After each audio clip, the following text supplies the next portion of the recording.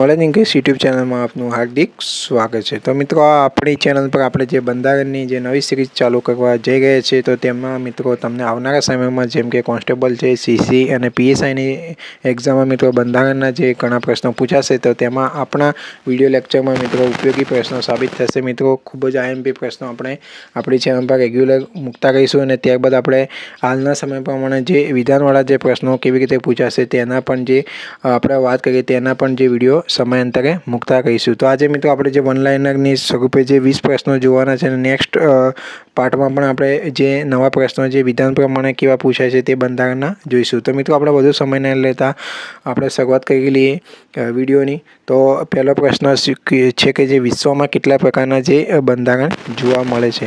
તો મિત્રો વિશ્વમાં આપણે વાત કરીએ તો 2 પ્રકારના બંધારણ જોવા મળે છે। એક છે લેખિત બંધારણ અને બીજું છે અલેખિત બંધારણ। એમ જે 2 પ્રકારના બંધારણ આપણને જોવા મળે છે। ત્યારબાદ વાત કરીએ કે કોઈપણ દેશના મૂળભૂત કાયદાકીય દસ્તાવેજને શું કહેવામાં આવે છે મિત્રો? તો તેને કહેવામાં આવે છે મિત્રો બંધારણ।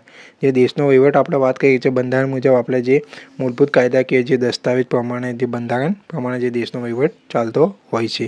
ત્યારબાદ આપણે વાત કરી લઈએ કે વિશ્વનું સૌથી લાંબુ બંધારણ કયા દેશનું છે? તો આ ખાસ મિત્રો બધાને ખ્યાલ જ હશે મિત્રો, જે વિશ્વનું સૌથી લાંબુ બંધારણ આપણા દેશનું છે ભારતનું।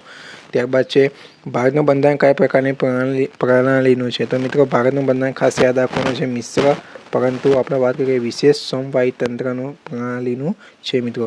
તો ભારતનું બંધારણ મિશ્ર પરંતુ વિશેષ સમવાયી તંત્રનું છે। ત્યારબાદ આપણે 5મા ક્વેશ્ચનની વાત કરી લઈએ કે ભારતીય બંધારણના આમુખનું પ્રારૂપ કોણે તૈયાર કર્યું હતું? તો જે બંધારણીય સલાહકાર છે મિત્રો BN રાવ દ્વારા જે પ્રારૂપ તૈયાર કરવામાં આવ્યું હતું। ત્યારબાદ છે ભારતના બંધારણના ઘડતર અંગેનું માળખું ઘડવા બ્રિટિશ સરકારે જે કોની નિમણૂક કરી હતી? તો મિત્રો જે વાત કરી લઈએ જે કેબિનેટ મિશનની જે નિમણૂક કરવામાં આવી હતી, જે બંધારણના ઘડતર અંગેની જે નિમણૂક કરવામાં આવી કેબિનેટ મિશન દ્વારા।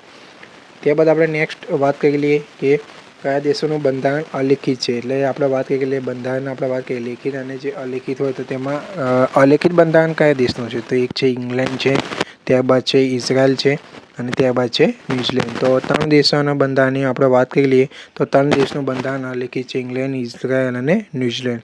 ત્યારબાદ છે કયા કાયદાથી ભારતમાં સૌપ્રથમવાર કંપનીના શાસન માટે લેખિત બંધારણની શરૂઆત થઈ? તો 1773 રેગ્યુલેટિંગ એક્ટ દ્વારા જે લેખિત બંધારણની શરૂઆત થઈ હતી। ત્યારબાદ છે પીટનો ધારો ક્યારે પસાર કરવામાં આવ્યો? તો પીટનો ધારો છે ઈસવીસન 1784માં જે પસાર કરવામાં આવ્યો, ખાસ યાદ રાખવાનું છે। ત્યારબાદ કન્ફ્યુઝનવાળો પોઈન્ટ મિત્રો કે ભારતનો સૌપ્રથમ ગવર્નર જનરલ ઓફ બંગાળ કોણ બન્યું? તો તે છે મિત્રો વોરેન હેસ્ટિંગ। વોરેન હેસ્ટિંગ યાદ રાખવાનું છે મિત્રો, વોરેન હેસ્ટિંગ જે સૌપ્રથમ ગવર્નર જનરલ ઓફ બેંગાલ। ત્યારબાદ છે કયા કાયદાથી ઈસ્ટ ઇન્ડિયા કંપનીનો ભારતમાં વેપાર કરવાનો અધિકાર સમાપ્ત કરવામાં આવ્યો? તો તે છે ચાર્ટર એક્ટ 1813।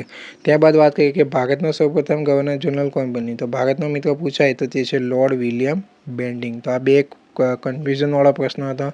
એક છે ભારતનો સૌપ્રથમ governor general of Bengal Warren Hastings, ત્યારબાદ છે ભારતનો સૌપ્રથમ ગવર્નર જનરલ છે લોર્ડ વિલિયમ બેન્ટિંગ। ત્યારબાદ છે 13મા નંબરના ક્વેશ્ચનની વાત કરીએ કે ભારતીય રાષ્ટ્રીય કોંગ્રેસની સ્થાપના ક્યારે કરવામાં આવી? તો ભારતીય રાષ્ટ્રીય કોંગ્રેસની સ્થાપના મિત્રો 28 ડિસેમ્બર 1885ના રોજ એક્ટર ઓ વ્યુમ દ્વારા જે કરવામાં આવી હતી। ત્યારબાદ છે ભારતની સૌપ્રથમ સુપ્રીમ કોર્ટની સ્થાપના ક્યાં કરવામાં આવી? તો આ ખાસ યાદ રાખવાનું છે મિત્રો કલકત્તા ખાતે ભારતની સૌપ્રથમ સુપ્રીમ કોર્ટની સ્થાપના કરવામાં આવી હતી। ત્યારબાદ છે ભારતમાં બજેટ પ્રણાલીના શરૂઆત અને બજેટ પ્રણાલીના પિતા તરીકે કોને ઓળખવામાં આવે છે? તો મિત્રો પિતા તરીકે જેમ્સ વિલ્સન અને 1860માં બજેટ પ્રણાલીની શરૂઆત થઈ હતી। ત્યારબાદ સ્થાનિક સ્વરાજ્યના પિતા આપણે વાત કરી લઈએ, ખાસ મિત્રો યાદ રાખવાનું છે લોર્ડ રિપન જે સ્થાનિક સ્વરાજ્યના પિતા તરીકે ઓળખવામાં આવે છે। ત્યારબાદ છે કયા અધિનિયમથી વહીવટના તમામ વિષયોને કેન્દ્ર યાદી, રાજ્ય યાદી અને સંયુક્ત યાદી એમ 3 સૂચિઓમાં જે વહેંચવામાં આવ્યા તે છે મિત્રો ભારત શાસન અધિનિયમ 1935 મિત્રો। ત્યારબાદ છે આપણે વાત કરી લઈએ કે કયા અધિનિયમથી પુરુષ અને મહિલા એટલે સ્ત્રી અને પુરુષની વાત કરી લઈએ આપણે સમાન મતાધિકાર આપવામાં આવ્યો? તો ભારત સરકાર અધિનિયમ 1935થી મિત્રો જે સમાન મતાધિકાર આપવામાં આવ્યો છે।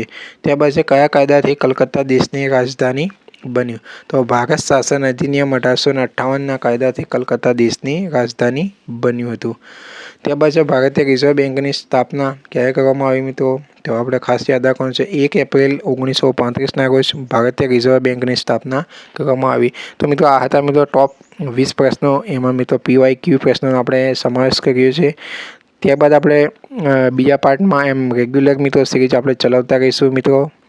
વિડીયો સારો લાગ્યો તો તમામ મિત્રોને શેર કરી દેજો અને આવનારા સમયમાં આપણી ચેનલ પરથી ઘણા બંધારણના પ્રશ્નો મિત્રો પૂછાય તેવી આપણે આશા રાખીએ અને દરેક મિત્રોને સફળતા થાય તેવી આપણે આશા રાખીએ. જય હિન્દ, જય ભારત.